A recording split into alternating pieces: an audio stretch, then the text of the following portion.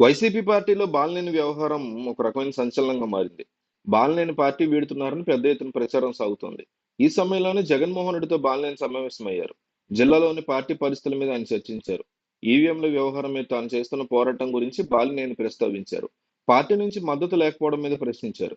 ఈ భేటీలో బాలినేనికి జగన్ తాజాగా ఒక ఆఫర్ ఇచ్చినట్టుగా తెలుస్తోంది. బాలినేని తన వైఖరి ఏంటో క్లారిటీ ఇచ్చేశారు. ప్రకాశం జిల్లా వైసీపీలో కలకలం మొదలైంది. మాజీ మంత్రి బాలినేని శ్రీనివాసరెడ్డి అసంతృప్తితో ఉన్నట్టు స్ట్రాంగ్ ప్రచారం నడుస్తుంది.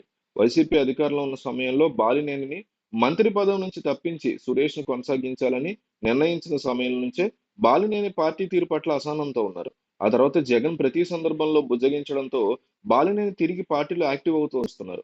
తాజాగా ఈ ఎన్నికల ఫలితాలతో అనుమానాల మీద బాలినేని ఈవీఎం మీద న్యాయ పోరాటం చేస్తున్నారు.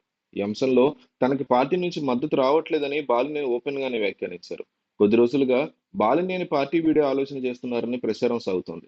జనసేనలోకి వెళ్లబోతున్నారని జిల్లాలో టాక్ ఉంది. అయితే పలు సందర్భాల్లో తాను పార్టీని వీడట్లేదని బాలినేని స్పష్టత ఇచ్చారు.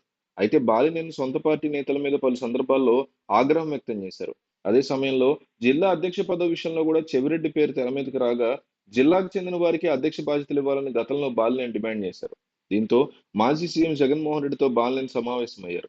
జిల్లా అధ్యక్ష బాధ్యతలు స్వీకరించి పార్టీని బలోపేతం చేయాలని బాలినేనిని జగన్ కోరినట్టుగా తెలుస్తోంది.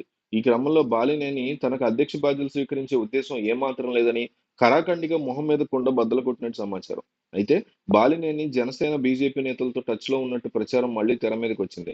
మెగా బ్రదర్ నాగబాబుతో బాలినేని టచ్ లో ఉన్నారని తెలుస్తోంది. అలాగే ఆయన టీడీపీకి సంబంధించినటువంటి ఒక కీలకమైనటువంటి నేతతో కూడా అత్యంత సన్నిహితమైనటువంటి వ్యక్తిగా చెప్తున్నారు.